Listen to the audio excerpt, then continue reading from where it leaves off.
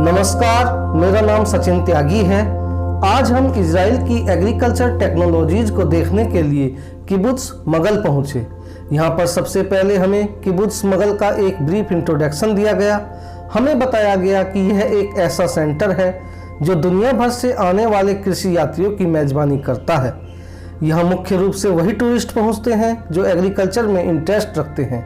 यहाँ पर टूरिस्टों को इजराइल की प्रगतिशील खेती, हाईटेक फार्मिंग सिस्टम, ड्रिप एवं micro irrigation system, climate control system, protected cultivation, water purification system, advance robotic dairy farms एवं अन्य विकसित तकनीकों का भ्रमण कराया जाता है। किबुत्ज की स्थापना सन 1953 में की गई थी, जो तेल अवीव एवं हाइफा के बीच तेल अवीव से लगभग 65 किलोमीटर एवं हाइफा से लगभग 60 किलोमीटर दूर स्थित है। इस टूर में आगे बढ़ने से पहले मैं इजरायली एग्रीकल्चर का एक ब्रीफ इंट्रोडक्शन देना जरूरी समझता हूँ। इजराइल की जलवायु खेती के अनुकूल नहीं है। यहाँ की आधे से अधिक भूमि रेगिस्तान है एवं यहाँ जल संसाधन की बेहद कमी है। इस प्रकार यहाँ केवल 20% भूमि ही खेती योग्य है। इन सब तथ्यों के बाद भी इजराइल की कृषि यहाँ का एक विकसित उद्योग बन गया। आज के समय में इजराइल दुनिया का एक कृषि के क्षेत्र में अग्रणी देश होने के साथ साथ विश्व का एक बड़ा कृषि निर्यातक देश भी है। आज के समय में यह देश अपने नागरिकों के लिए लगभग 90% खाद्य सामग्री अपने ही देश में पैदा करता है। इस मुकाम पर पहुंचने के लिए इजराइल ने विभिन्न नई तकनीकों को विकसित किया। इसमें इजराइल की सबसे बड़ी समस्या पानी की समस्या से बचने के लिए पानी की बचत की नई तकनीकों को विकसित किया। पौधों की जड़ में सीधे पानी देने के लिए ड्रिप इरिगेशन सिस्टम एवं पौधों पर सीधे छिड़काव के लिए स्प्रिंकलर इरिगेशन सिस्टम जैसी तकनीकों का विस्तार किया। इसके साथ साथ कंप्यूटराइज इरिगेशन सिस्टम को भी विकसित किया। इस प्रकार यह देश लगभग 86% पानी को रीयूज करता है। उच्च एवं गुणवत्ता युक्त उत्पादन के लिए संरक्षित खेती अथवा प्रोटेक्टेड कल्टीवेशन को भी अपनाया। इसके अतिरिक्त कृषि को और अधिक बेहतर बनाने के लिए कंप्यूटराइज पूर्व चेतावनी प्रणाली, thermal imaging, robotic system, sensors application, advance temperature एवं ह्यूमिडिटी कंट्रोल सिस्टम जैसी नई तकनीकों को भी बढ़ावा दिया। इजराइल की विविध जलवायु एवं मिट्टी के कारण यहाँ विभिन्न प्रकार की फसलें उगाई जाती हैं, जिसमें यहाँ के टोटल एग्रीकल्चर प्रोडक्शन का आधे से अधिक हिस्सा फल एवं सब्जियों से आता है। इसके अतिरिक्त डेयरी एवं फिशरीज का भी विशेष योगदान है। फलों में यहाँ मुख्य रूप से एवोकेडो, खजूर, कैक्टस, जैतून, कीवी, लीची, अमरूद, आम, केले, सेब, नाशपाती, बादाम एवं नींबू वर्गीय पौधे उगाए जाते हैं। एवं सब्जियों में खरबूजा, तरबूज, टमाटर, आलू, गाजर, प्याज, शकरकंद इत्यादि प्रमुख हैं। फील्ड क्रॉप्स में गेहूं, सैफ्लोवर, कपास, सूरजमुखी, चना, मटर, मक्का एवं मूंगफली इत्यादि मुख्य फसलें हैं। आज के इस एग्री टूर में सबसे पहले हम नेटाफीम पार्क पहुंचे। नेटाफीम को आज विश्व में अपने स्मार्ट सिंचाई समाधान के लिए जाना जाता है, जिसकी स्थापना सन 1965 में हुई थी। आज यह लगभग 110 देशों में कार्यरत है। यह किबुत्ज का एक मुख्य बिजनेस भी है। नेटाफीम आज दुनिया का एक बड़ा ड्रिप सप्लायर भी है। यह यहाँ की ड्रिप इरिगेशन यूनिट है एवं यह इजराइल में सबसे ज़्यादा प्रयोग होने वाली तकनीक भी है। इसका आविष्कार भी इजराइल में ही हुआ था। यह तकनीक ऐसे क्षेत्रों के लिए सबसे ज़्यादा उपयुक्त है जहाँ पानी की कमी है। यह सिंचाई की सबसे कुशल तकनीक भी है, क्योंकि यह पानी को सीधे पौधों की जड़ों में बूंद बूंद करके उपयुक्त मात्रा में एवं उपयुक्त स्थान पर पहुंचाता है। इस विधि का सबसे बड़ा फायदा है कि इसमें पानी की बचत होती है। इससे लगभग 30% पानी बचाया जा सकता है। इसे खुले खेतों एवं ग्रीन हाउस दोनों ही परिस्थितियों में उपयोग में लाया जा सकता है एवं ऊंची नीची भूमि में भी यह बहुत ही प्रभावकारी है। केवल पौधों की जड़ों में पानी देने से खेत में खरपतवार की समस्या भी कम हो जाती है। इस विधि में मेड़ एवं नालियां बनाने की भी आवश्यकता नहीं होती, अतः श्रम एवं धन दोनों की बचत भी होती है।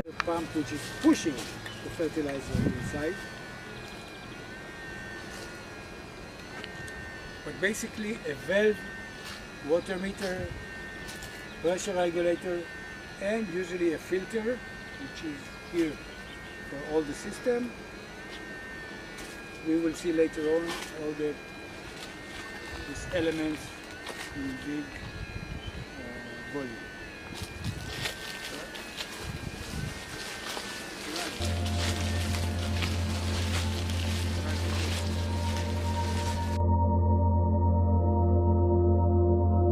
यह यहाँ की फर्टिगेशन साइट है। फर्टिगेशन दो शब्दों से मिलकर बना है, फर्टिलाइजर एवं इरिगेशन, अर्थात सिंचाई के साथ ही उर्वरकों को पौधे तक पहुंचाना। इस विधि में ड्रिप इरिगेशन के माध्यम से पोषक तत्वों को जल के साथ सीधे पौधों की जड़ क्षेत्रों में पहुंचाया जाता है। इस प्रकार पौधे इन पोषक तत्वों का अधिकतम उपयोग करते हैं अथवा इन पोषक तत्वों की कार्य दक्षता बढ़ा दी जाती है। इस विधि में पोषक तत्वों को फसलों एवं मृदा की आवश्यकता के अनुसार ही दिया जाता है। इस विधि में तरल एवं शुष्क दोनों ही प्रकार के फर्टिलाइजर दिए जा सकते हैं। The fertilizer into here mixes it and pushes the water and the fertilizer together to each segment of the area. So in greenhouses, it's not only in greenhouses, but usually in greenhouses, this is the concept of mixing the water with the fertilizer, and then when the solution is suitable enough, after measuring it, the pH, the EC, and all, then we can irrigate the area. All right. इसके बाद हम यहाँ का pest control system देखने पहुँचे। यहाँ इस प्रकार की पीली शीट्स को पेस्ट कंट्रोल के लिए प्रयोग किया जाता है, क्योंकि यह पीला रंग रात में चमकता है एवं इन शीट्स को एक जेल के माध्यम से पोता जाता है। इस प्रकार इंसेक्ट्स इसकी ओर आकर्षित होते हैं एवं इसमें जेल लगे होने के कारण इसमें चिपक जाते हैं और यहीं पर मर जाते हैं। इस प्रकार पौधों पर डायरेक्ट पेस्टिसाइड का उपयोग नहीं होने से गुणवत्ता युक्त उत्पाद प्राप्त होते हैं। यह यहाँ का सोयल लेस कल्टीवेशन का प्लॉट है। इसमें पौधों को बिना मिट्टी के उगाया जाता है। इसमें मुख्य रूप से सब्जियों, फूलों एवं छोटे पौधे वाले फलों को उगाया जाता है। ये जो बॉक्स देख रहे हैं, इसके अंदर सोयल लेस मीडिया भरा जाता है। इसमें फसलों के नेचर एवं फैलाव इत्यादि के आधार पर कट लगाकर बीज अथवा पौधों को रोपा जाता है। सोयल लेस मीडिया के रूप में मुख्य रूप से कोकोपीट, वर्मिकुलाइट एवं परलाइट का उपयोग किया जाता है। इसके अतिरिक्त राइस हस्क, पीट मोस, उड चिप्स एवं रोक ऊन इत्यादि को भी प्रयोग में लाया जा सकता है। इस तकनीक में मृदा का प्रयोग न होने के कारण मृदा जनित रोगों से छुटकारा मिल जाता है। इस तकनीक में सामान्य खेती की तुलना में जल एवं केमिकल्स का उपयोग भी कम होता है। सोयल लेस कल्टीवेशन को ओपन एवं पॉली हाउस दोनों ही कंडीशंस में अपनाया जा सकता है, लेकिन सामान्यतः कॉमर्शियल लेवल पर इसे पॉली हाउस एवं ग्रीन हाउस के अंदर ही किया जाता है। इस प्रकार पॉली हाउस के अंदर होने पर इसमें ऑटोमेटिक न्यूट्रिएंट एवं वाटर मैनेजमेंट को अपनाया जाता है एवं फसलों की बाहरी कीटों से भी रक्षा होती है। एवं पॉली हाउस के अंदर क्लाइमेट को भी पौधों के हिसाब से मेंटेन किया जा सकता है। इस प्रकार इस तकनीक से फसलों की पैदावार एवं गुणवत्ता दोनों में ही बढ़ोतरी होती है। इसके बाद हम खजूर में आर्टिफिशियल पॉलिनेशन देखने पहुंचे। इजराइल में खजूर की खेती बहुतायत से की जाती है एवं यहाँ पर खजूर की अच्छी पैदावार के लिए आर्टिफिशियल पॉलिनेशन की तकनीक को अपनाया जाता है। खजूर में नर एवं मादा पौधे अलग अलग होते हैं एवं नर फूल मादा की अपेक्षा थोड़ा पहले तैयार हो जाते हैं और नेचुरल पॉलिनेशन में अच्छी उपज नहीं मिलती, इसलिए नर फूलों से पोलन निकालकर इकट्ठा कर लेते हैं एवं मादा फूल आने पर उसमें डाल देते हैं। इस प्रकार मनमाफिक वैरायटी से पॉलिनेशन करके बैगिंग कर दी जाती है एवं फल बैग से कवर होने के कारण पक्षियों के अटैक से भी बच जाते हैं। आर्टिफिशियल पॉलिनेशन अपनाने से खेत में नर पौधों की कम आवश्यकता होती है एवं मादा पौधों की संख्या बढ़ने से उपज में भी बढ़ोतरी होती है। यहाँ पर हमने एक और बेहद ही आश्चर्यजनक टेक्नोलॉजी भी देखी, जिसमें बायोबी स्पेशली बम्बल बी का नेचुरल पॉलिनेटर के रूप में उपयोग किया जाता है। इस बम्बल बी का इजराइल में कॉमर्शियल प्रोडक्शन भी होता है।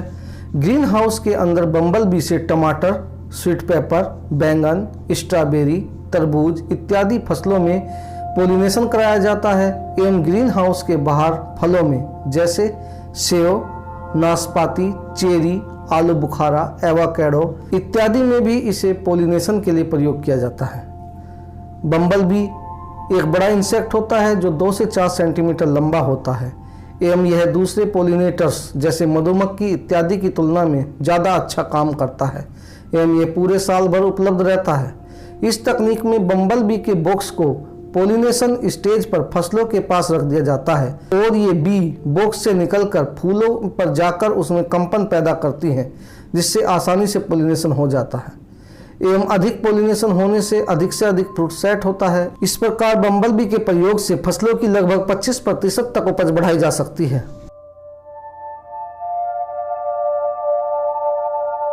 इसके बाद हम वर्टिकल फार्मिंग देखने पहुंचे। वर्टिकल फार्मिंग को ऐसी जगह अपनाया जाता है जहां पर जगह की कमी होती है, इसलिए आजकल इसका प्रचलन शहरों में ज़्यादा बढ़ा है। इसमें फसलों को वर्टिकली तरीके से ऊंची बिल्डिंगों, shipping containers, tower type structures एवं अन्य वर्टिकल ढांचों में उगाया जाता है। इस तकनीक में मुख्य रूप से सब्जियों, फूलों एवं अन्य छोटे पौधे वाली फसलों को उगाया जाता है। इस तकनीक का मुख्य उद्देश्य प्रति वर्ग मीटर ज़्यादा उपज लेना है एवं इसमें फसलों को पूरे साल भर उगाया जा सकता है। इस तकनीक में कम से कम पानी एवं केमिकल्स की आवश्यकता होती है। यहाँ पर हमने ट्रेलिसिंग टेक्नोलॉजी भी देखी। इस तकनीक में पौधों को किसी लकड़ी, धातु, धागे अथवा तार इत्यादि से सहारा देकर ऊपर की ओर बढ़ाया जाता है। इसे मुख्य रूप से कद्दू वर्गीय फसलों एवं टमाटर इत्यादि में अपनाया जाता है। इस तकनीक में पौधे जमीन पर नहीं फैलते हैं जिसके कारण उनमें सड़न रोग की समस्या खत्म हो जाती है।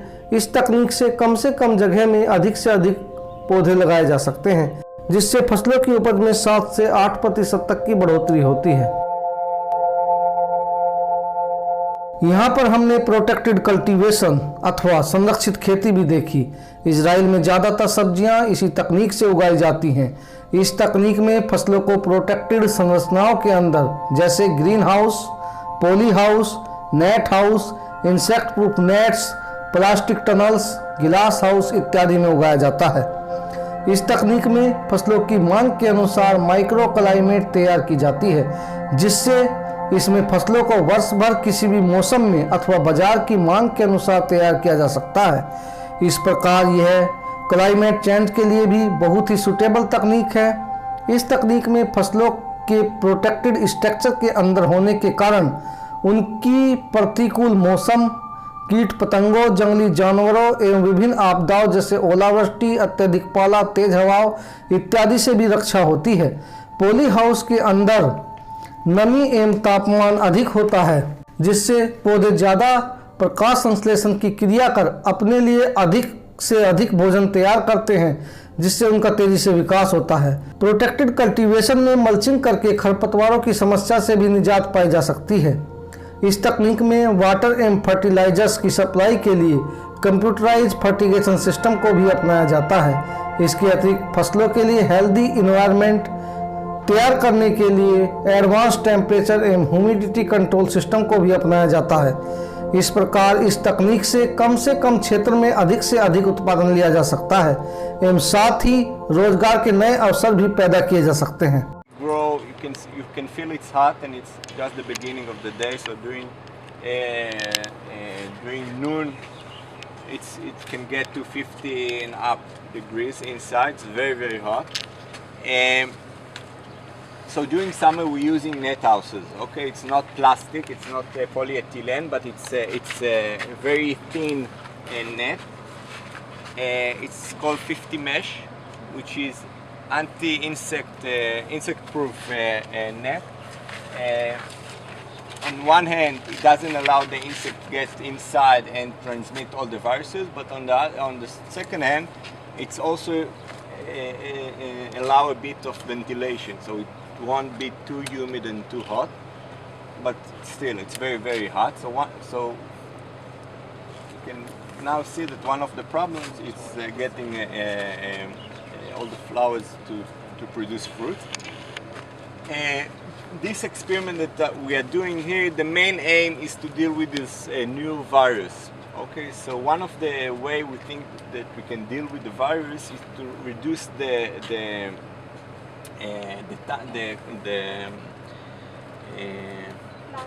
length of the crop season.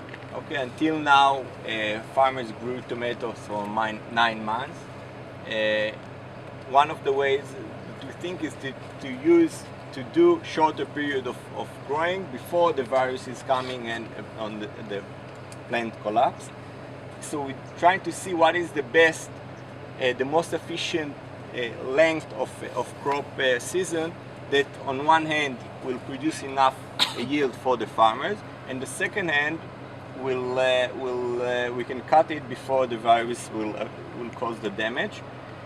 So we trying the 4 net houses like this. Each one was planted in different months to see what is the best timing and the best period to do it. In each, so for example, this one was planted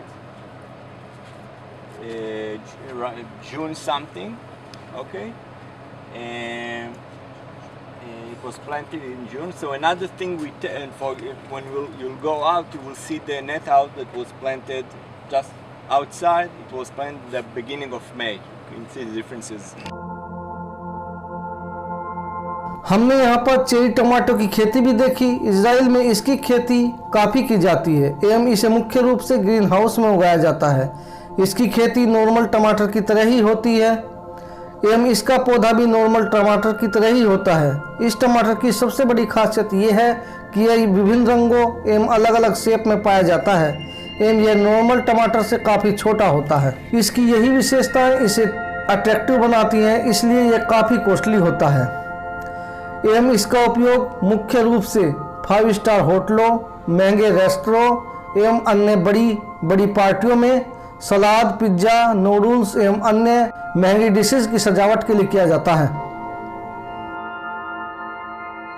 हमने यहाँ की फलों की खेती भी देखी, जिसमें मुख्य रूप से नींबू वर्गीय फल, ओलिव अथवा जैतून, अंगूर, एवोकेडो एवं अनानास इत्यादि थे।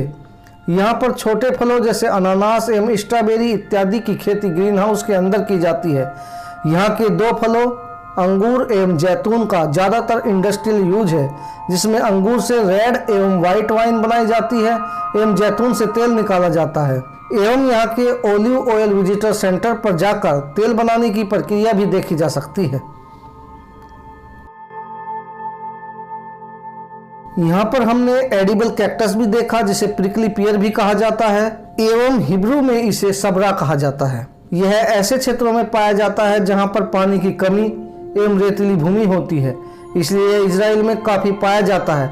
इसका फल खाने में स्वादिष्ट एवं मीठा होता है एवं इसके फल से जैम, जेली, कैंडी इत्यादि भी बनाई जाती हैं।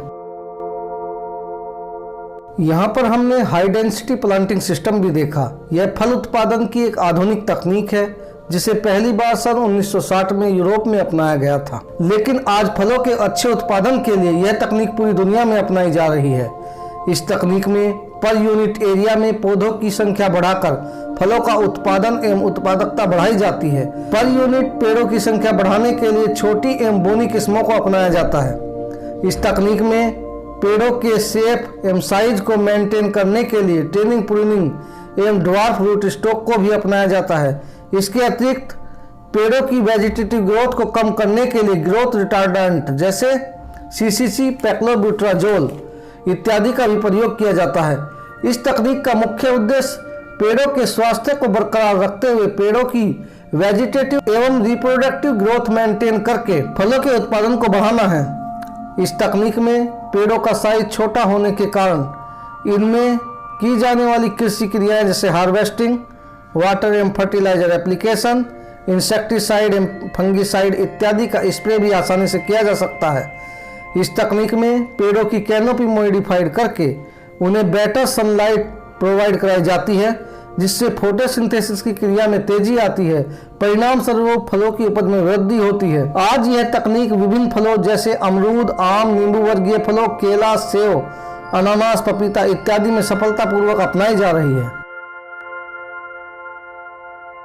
यहाँ पर हमने फील्ड क्रॉप्स में प्रयोग होने वाली टेक्नोलॉजी भी देखी। हमने देखा कि यहाँ पर फील्ड क्रॉप्स में भी कोई ना कोई टेक्नोलॉजी इस्तेमाल की गई थी, जैसे फसलों को कीट पतंगों से बचाने के लिए नेट का प्रयोग एवं फसलों को एसिड रेन इत्यादि से बचाने के लिए पॉलीथीन शीट से कवर करना। यहाँ पर फील्ड क्रॉप्स के उच्च एवं गुणवत्ता युक्त उत्पादन के लिए ग्रीन हाउस में भी उगाया गया था।